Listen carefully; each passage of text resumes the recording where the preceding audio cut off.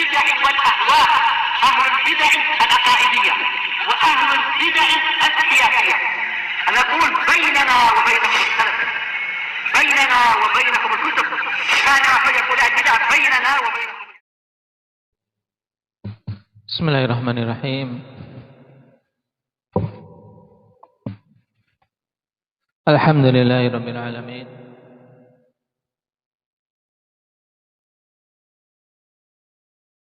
Wassalatu wassalamu ala rasulihil amin. Wa ala alihi wa ashabihi wa man tabi'ahum bi ihsanin ila yaumiddin. Amma ba'd. Ikhwani fillah rahimani wa rahimakumullah. Kita masih membahas permasalahan yang terkait dengan masalah al-wa'du wal wa'id. Yang manusia pada permasalahan ini ada dua golongan yang saling bertentangan. Yang kedua-duanya menyimpang dari jalan yang lurus, dan satu golongan berada di jalan pertengahan yang mampu mendudukkan dalil-dalil tentang wa'id dan dalil-dalil tentang wa'id pada tempatnya. Nah, pembahasan kemarin kita berhenti pada permasalahan bahwasanya ahlul kabair fin nari la yukhalladun idza matu wa hum muwahhidun.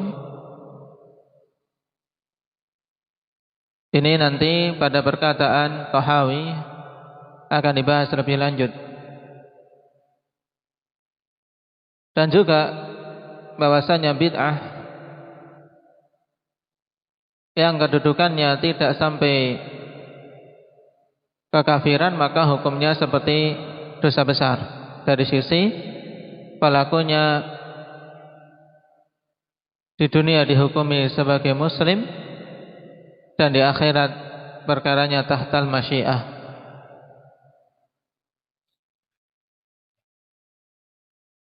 Baik itu bid'ah amaliyah maupun bid'ah aqaidiyah yang tidak mencapai tingkatan kekufuran. Ini kesimpulannya. Nah, kita lanjutkan perkataan Imam Ibn Abil Iz rahimahullah.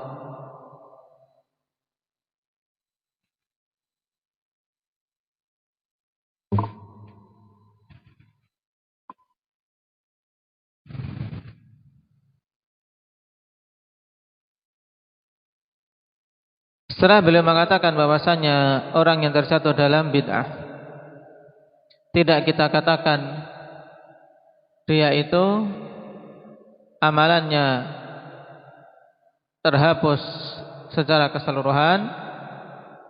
Tidak pula kita katakan wala naqulu la yakfur, bahwasanya tidak kafir secara mutlak. Kata beliau balil adlu huwal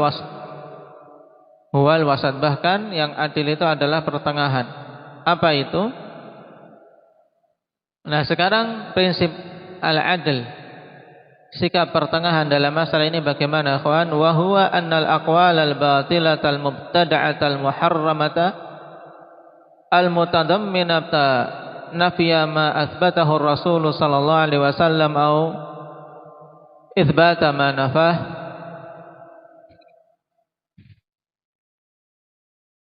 awal amra bima naha anhu awin nahya amma amara bih yuqalu fiha al-haqqu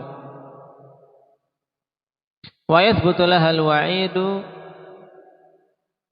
yuqalu fiha al-haqq wa yathbatu laha al-wa'idu alladhi dallat alayhi an-nusus wa yubayyinu annaha kufrun wa yuqalu man qalaha fa huwa kafir. Perhatikan bahwasanya perkataan-perkataan yang batil, yang bid'ah, yang diharamkan, yang terkandung di dalamnya penafian apa-apa yang Rasul sallallahu alaihi wasallam telah tetapkan, menafikan yang ditetapkan Rasul, atau sebaliknya menetapkan apa yang Rasul nafikan, yang Rasul tiadakan, atau terkandung padanya perintah perkara-perkara yang Rasulullah sallallahu alaihi wasallam larang, atau larangan dari apa-apa yang Rasulullah sallallahu alaihi wasallam perintahkan. Taib. Maka dikatakan padanya, di sini sama semua, yuqalu fiha al-haq. Komahnya di mana, Pak? Al-haq komah. Taib. Yuqalu fiha al-haq. Maka dikatakan padanya, kebenaran. Itu wa yathbutu lahal wa'id alladzi talat alaihi nusus, maka tetap baginya ancaman yang ditunjukkan oleh nas-nas. Wa yubayyinu annaha kufrun, dan dia jelaskan bahwasanya itu kekufuran. Kenapa? Karena menentang Rasul sallallahu alaihi wasallam. Baik. Di mana datang ancaman yang ditujukan oleh nas-nas, dan dalil-dalil tersebut menjelaskan bahwasanya perkataan yang batil itu mencapai tingkatan kekufuran, maka dikatakan kepada orang yang mengatakan hal tersebut kafir. Taib. Cuman ikhwan, man qalaha fahuwa kafir ay ala sabilit ta'mim. Ini antum kasih keterangan. Hukum ini ikhwan, bahwasanya kalau ada suatu perkataan yang batil, perkataan bid'ah, terkandung di dalamnya apa, misalnya menolak apa yang ditetapkan oleh Rasul, atau sebaliknya menetapkan apa yang ditiadakan oleh Rasul, atau merintahkan apa yang Rasul larang, atau melarang apa yang Rasul perintahkan. Baik. Maka dikatakan padanya bahwasanya yang hak dan yang yang ancaman tegak padanya sebagaimana ditunjukkan oleh nas-nas dan dijelaskan olehnya bahwasanya itu merupakan perbuatan kekufuran, maka dikatakan orang yang mengatakannya kafir. Tapi ikhwan, hukum pengkafiran ini ay ala sabilit ta'mim, maksudnya hukum secara umum. Wa ammal muayyan fala yukaffaru illa ba'da tawaffuri syuruti wa intifa'il mawani'. Adapun antum tambahkan ta'liq di situ. Pada perkataan man qalaha fahuwa kafir, ay ala sabili ta'mim, maksudnya ini hukum secara umum. Wa amal muayyan, adapun hukum secara person, menghukumi individu-individu, fulan kafir, si A kafir, si B kafir. Ini hukum secara person, secara individu. Maka fala yukaffaru illa ba'da tawaffuri syurut wa intifa'il mawani', maka tidak dikafirkan kecuali setelah terpenuhi syarat-syaratnya dan terbebas dari penghalang-penghalangnya.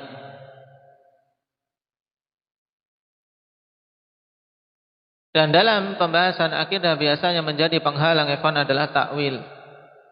Wa minal mawani' at-ta'wil as-sa'il, yaitu takwil yang sa'il, mungkin dari sisi bahasa atau dari sisi yang lain. Dan takwil termasuk dalam deretan khata', kekeliruan dalam memahami nas.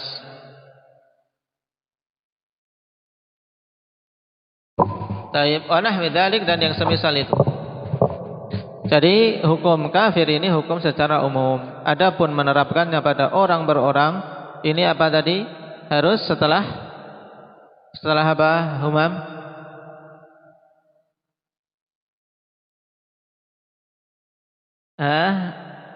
Catatannya tadi ditambahkan setelah terpenuhi syarat-syarat dan bebas dari penghalang-penghalang. Taib.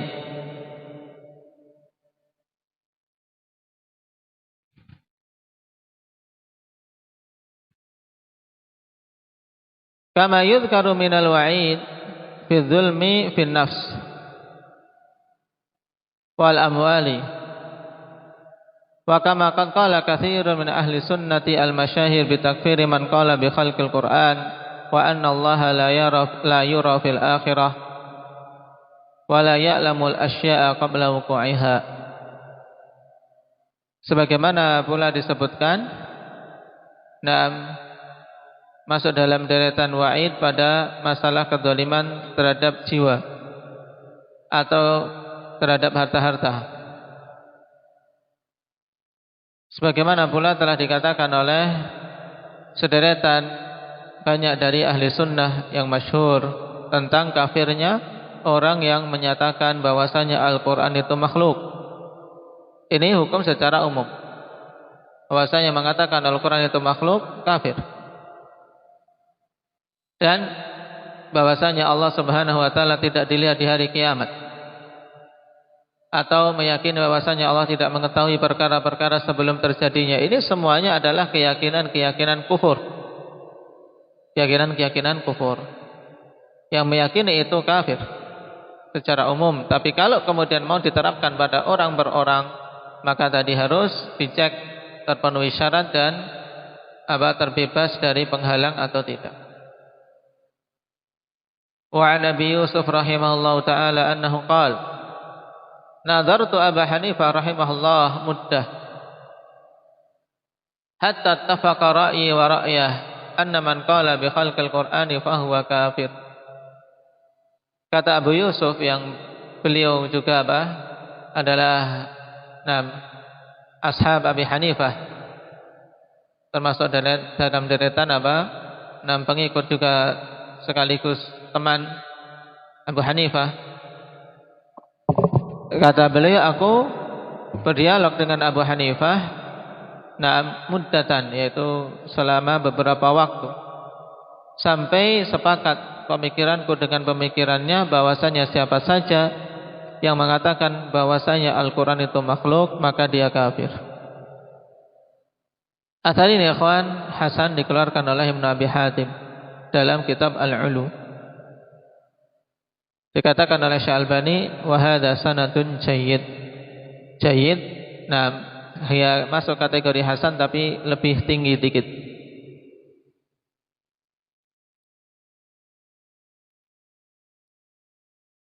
Qala wa amma syakhsul muayyan. Adapun pada orang per orang secara individu, idza qila hal tashhaduna annahu min ahli al-wa'id wa annahu kafir, fa hadza la nashhadu alayhi illa bi amrin tajuzu ma'ahu syahadah. Illa bi amrin tajuzu ma'ahu syahadah. Fa innahu min 'azamil bagyi an yushhada 'ala mu'ayyan anna Allah la yaghfiru lahu wa la yarhamuhu falyukhalliduhu fin nar. Fa inna hadza hukmul kafiri ba'dal maut. Sekarang ikhwan perhatikan. Adapun berhubungan dengan hukum orang per orang secara individu, maka apabila dikatakan, apakah engkau mempersaksikan bahwasanya orang yang seperti itu termasuk dalam deretan orang yang diancam dan bahwasanya dia itu kafir, maka untuk hal ini kita tidak mempersaksikan kecuali dengan perkara yang boleh bersamanya persaksian tersebut. Kenapa? Karena itu termasuk sebesar-besar kezaliman untuk mempersaksikan kepada orang per orang bahwasanya Allah tidak mengampuninya, ya tidak. Ini perkaranya tidak remeh, kawan. Karena ketika mengatakan si fulan kafir, berarti mempersaksikan bahwasanya Allah tidak mengampuninya. Dan Allah tidak akan merahmatinya, karena orang kafir tidak akan dapat ampunan, tidak akan dapat rahmat, dan bahwasanya dia kekal di dalam neraka. Ini. Fa inna hadza hukmul kafiri ba'dal maut, sebab sesungguhnya inilah hukum orang kafir setelah kematian. Na'am, wa lihadza dzakara Abu Dawud fi sunanihi fi kitabil adab babun nahyi 'anil baghi. Na'am, bab larangan dari berbuat baghi, berbuat zalim. Melampaui batas terhadap orang lain. Wa dzakara fihi an Abi Hurairah radhiyallahu anhu qala sami'tu Rasulullah sallallahu alaihi wasallam yaqul kana rajulani min bani Israila mutawakhiyain fakana ahduhuma yadhnib wal akhar mujtahidun fil ibadah. Nah, Abu Dawud menyebutkan dalam bab tersebut ikhwan hadits Abi Hurairah bahwasanya dia mendengar Nabi sallallahu alaihi wasallam bersabda, dulu ada dua orang dari kalangan Bani Israel. Yang keduanya bersaudara. Salah satu dari keduanya yudhnib, dia melakukan dosa. Dan yang lainnya bersemangat dalam ibadah. Ini hadis juga hendaknya dijadikan ibrah, kan? Untuk seorang tidak tertipu dengan ibadahnya dan lancang mendahului Allah tabaraka wa taala dalam menghukumi orang lain. Fakana la yazalul mujtahidu yaral akhara 'ala dzanbi fayaqulu aqsir. Dan adalah si mujtahid ini orang yang bersemangat dalam ibadah terus-menerus melihat saudaranya yang lain itu berada di atas dosa. Maka dia pun katakan aksir, yaitu tahanlah dirimu dari melakukan dosa. Dinasihati, bagus. Nahi mungkar, melarang dari kemungkaran. Cuma ikhwan, dia tidak bersabar di atas hal tersebut. Fawajadahu yauman ala dhanbin faqala lahu aksir. Maka suatu ketika orang yang mujtahid itu mendapati saudaranya di atas suatu dosa, maka dia katakan kepada saudaranya aksir, tahanlah dirimu dari dosa tersebut. Faqala khallini wa rabbi abu'itha alayya raqiban. Maka si saudara tadi yang dinasihati mengatakan, biarkan diriku dengan Rabbku, ini urusan aku dengan Allah. Itu mudahnya, khallini wa rabbi. Apakah engkau diutus untuk menjadi raqib bagiku, untuk menjadi pengawas atasku? Ya, biarkan aku dengan Rabbku, apakah engkau diutus untuk menjadi pengawasku? Dan terkadang memang berlaku maksiat akhwan ketika dinasihati seperti ini. Maka dalam kondisi seperti ini hati-hati, karena syaitan bisa menggelincirkan. Walaupun awalnya niatannya nasihat ikhlas, tapi terkadang ketika termasuk ke emosi muncul apa? Muncul hal-hal yang bisa membuat celaka diri sendiri. Kalau mendapati orang seperti ini, sudah biarkan pergi. Kita istighfarkah atau a'udzubillahi minasyaitonir rajim, pergi. Tidak perlu dilayani ya seperti ini. Khallini wa rabbi, biarkan aku dengan Rabbku. Tidak perlu dilayani, karena yang seperti ini sudah tidak mau mendengar nasihat. Juga jangan sampai terucap dari mulut kita hal-hal buruk. Sebagaimana yang dikatakan oleh orang yang bersungguh-sungguh ini, akhirnya apa? Dia katakan, faqal wallahi la yaghfirullahu lak. Dia katakan, demi Allah, Allah tidak akan mengampunimu. Au la yudkhilukallahu jannah. Atau Allah tidak akan memasukkanmu ke dalam surga. Di sini sudah apa? Sudah lancang mendahului Allah. Padahal dia masih hidup. Bagaimana tahu Allah tidak akan mengampuninya? Atau bagaimana tahu Allah tidak akan memasukkannya ke dalam surga padahal dia masih hidup? Mungkin saja dia setelah itu bertobat, atau sebelum kematiannya Allah Subhanahu wa taala berikan kesempatan untuk bertobat. Faqubida arwahuhuma, maka kemudian roh dari keduanya pun dicabut. Keduanya dimatikan.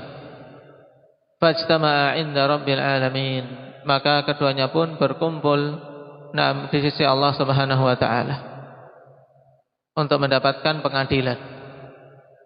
Faqala li hadzal mujtahid akunta bi 'aliman, maka Allah katakan kepada orang yang bersungguh-sungguh dalam ibadah tadi, akunta bi 'aliman, apakah engkau dulu mengetahui tentang diriku? Au kunta ala ma fi yadayya qadiran, apakah engkau dulu ketika hidup memiliki kemampuan atas apa-apa yang ada di tanganku?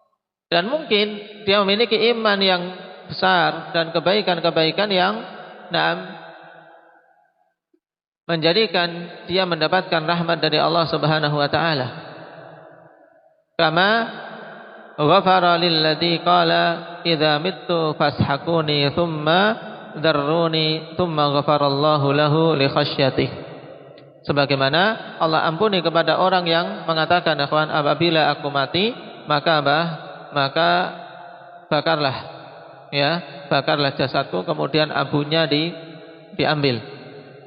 Taib, abunya dikumpulkan, kemudian pokoknya sampai betul-betul menjadi abu.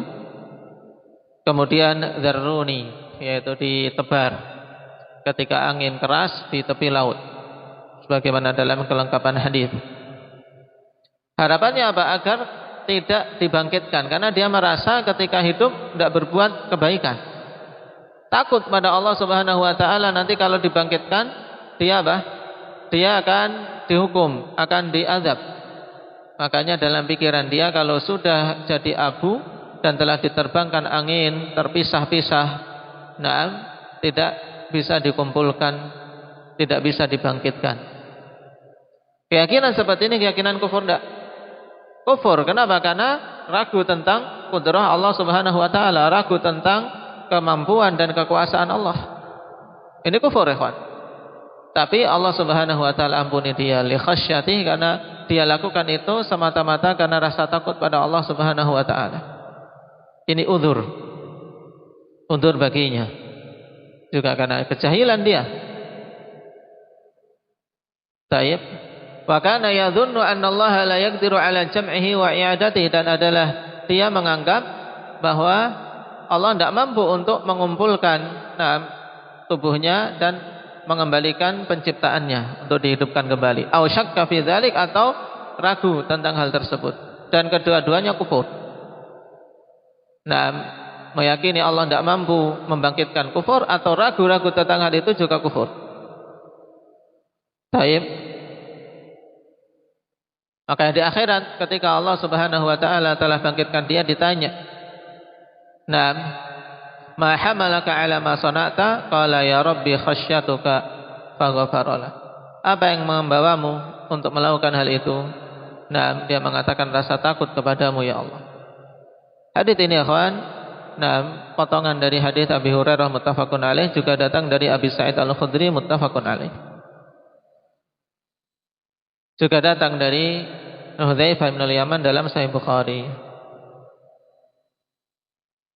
Lakin hadha tawaqquf fi amri al-akhirah la yamna'una an nu'aqibahu fid dunya. Nah, ini juga penting, kawan. Kita tawakuf dalam menetapkan hukum pada perkara apa?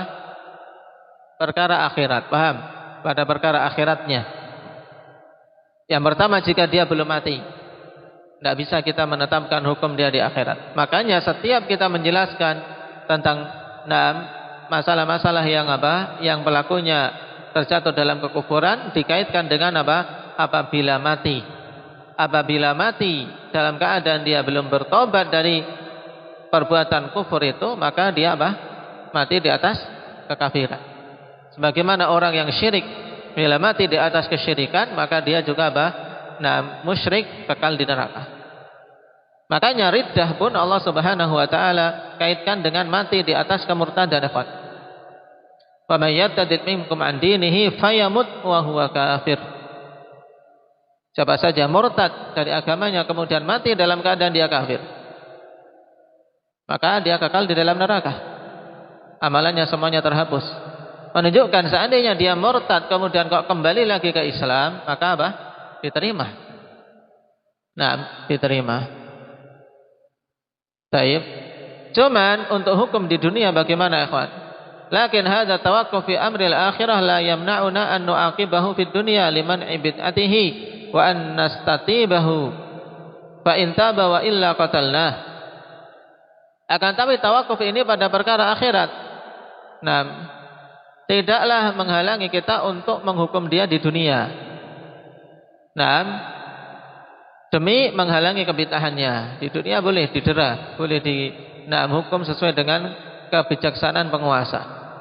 Atau an-nastatibahu, dimintai tobat. Jika dia mau bertobat maka khair, jika tidak maka kita bunuh. Nah, sebagaimana dihukum mati beberapa pentolan ahli bid'ah, sebagaimana dalam riwayat yang masyhur, siapa di antaranya? Jaham bin Sofwan, juga Ja'ad bin Dirham. Nah, Ja'ad bin Dirham dihukum mati. Baik. Kalau Jaham bin Sofwan ya. Siapa yang membunuhnya? Abul Ahwas. Kalau Ja'ad bin Dirham lebih masyhur yaitu Khalid Al-Qasri. Juga dulu dalam pelajaran Muslim, siapa lagi yang dibunuh di masa Khalid Al-Qasri dari orang zindik?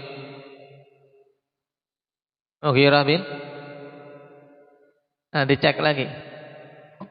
Rafidiyah. Seorang Rafidi. Juga Jam bin Sofwan dihukum mati. Ini hukum di dunia, kawan, sesuai dengan ketetapan amir. Apalagi keyakinan kufur seperti apa? Keyakinan Jahmiyah atau Rafidah.